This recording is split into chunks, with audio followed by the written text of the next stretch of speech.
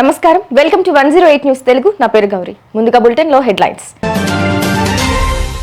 AP high court అదనపు solicitor general గా చల్లా Dhanunjaya. Hyderabad kidney racket తో విశాఖ లింకు. గతంలో విశాఖలో అక్రమ ఆపరేషన్లు చేసిన వైద్యుడు రాజశేఖర్. నేడు నల్గొండలో బీఆర్ఎస్ మహాధర్నా. ముఖ్య అతిథిగా హాజరు కానున్న కేటీఆర్. దావోస్ లో ఒప్పందాలుండవు, చర్చలే. మంత్రి లోకేష్ కౌంటర్. ఏపీ హైకోర్టు అదనపు సొలిసిటర్ జనరల్ గా చల్లా ధనుంజయ నియమితులయ్యారు. ఈ మేరకు కేంద్ర న్యాయశాఖ నోటిఫికేషన్ జారీ చేసింది. కేంద్రం తరపున హైకోర్టులో చల్లా ధనుంజయ వాదనలు వినిపించనున్నారు.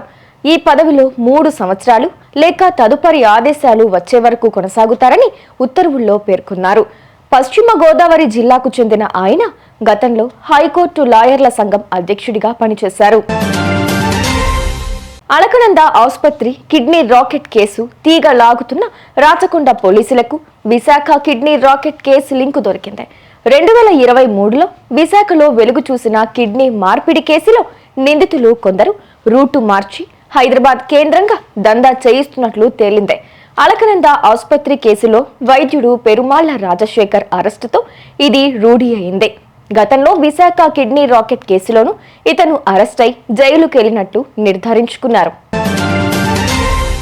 రైతులకు ఇచ్చిన హామీలను రాష్ట్ర ప్రభుత్వం నెరవేర్చలేదని నిరసిస్తూ ఇవాళ నల్గొండలో బీఆర్ఎస్ రైతు మహాధర్నా నిర్వహించనుంది.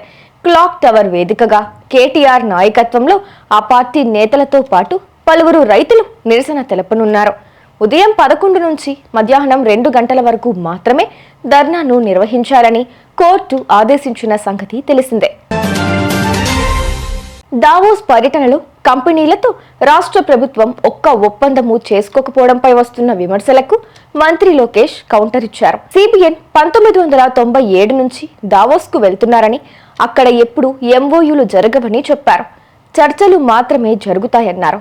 కూటమి ప్రభుత్వం వచ్చిన 7 నెలల్లోనే రాష్ట్రానికి 6.33 లక్షల కోట్ల రూపాయల పెట్టుబడులు తీసుకొచ్చామని తెలిపారు. వీటి వల్ల 4.1 లక్షల మందికి ఉద్యోగాలు వస్తాయని పేర్కొన్నారు. అరే కోడిగుడ్డుని నేను సూటిగా ప్రశ్నిస్తున్నా. మీరు మంత్రిగా ఉన్నప్పుడు మీరు ఏం తీసుకొచ్చారు? ఆంధ్రాకి ఏం తీసుకొచ్చారు చెప్పండి. ఇప్పుడు మేము మాకు ఇప్పుడే థ్యాంక్ యూ అన్న.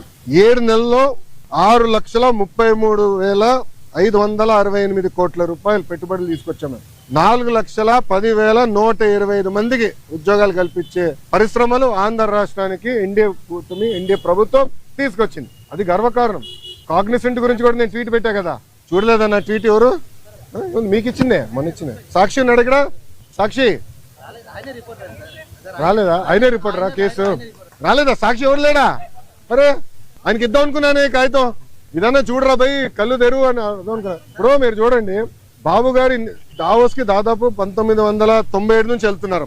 దావోస్ కి వెళ్ళినప్పుడు ఎప్పుడు ఒప్పందాలు చేసుకోం. దావోస్ చర్చిస్తాం, ఇంట్రెస్ట్ ఎవరికి ఎలా ఉందో డిస్కస్ చేసి మళ్ళీ తిరిగి వచ్చిన తర్వాత ఒప్పందాలు చేసుకుంటాం. ఇప్పుడు దీంట్లో మీరు చూస్తే విచిత్రం, ఆసిలర్ మిత్తల్ది దీంట్లో ఒప్పందం లేదు పైన. అసలు ఆసిలర్ మిత్తల్ది 1,35,000 కోట్ల రూపాయలు పెట్టుబడి అనేది ఉంది. కానీ ఆసిలర్ మిత్తల్ది ఒప్పందం లేదు, ఎంఓయూ లేదు. మాకు ఎంఓయూ లేదు ఆసిలర్ మిత్తల్తో, మాకు ఎలాంటి ఎంఓయూ లేదు. ఎందుకంటే వాళ్ళు అన్నారు ఎంఓయూ ఎందుకు సార్, డైరెక్ట్ వర్క్కి వెళ్దాం అన్నారు. వాడు మమ్మల్ని తప్పడతారా? ఇప్పుడు వాళ్ళకి మన మెటీరియల్ టైప్ చేసాం ఎన్ఎండిసి నుంచి, ఎన్వైరన్మెంటల్ క్లియరెన్సెస్ మేము కోఆర్డినేట్ చేస్తాం. వాళ్ళు భూమి ఎత్తికి కూడా భూమి కేటాయింపులు కూడా పూర్తి చేస్తాం.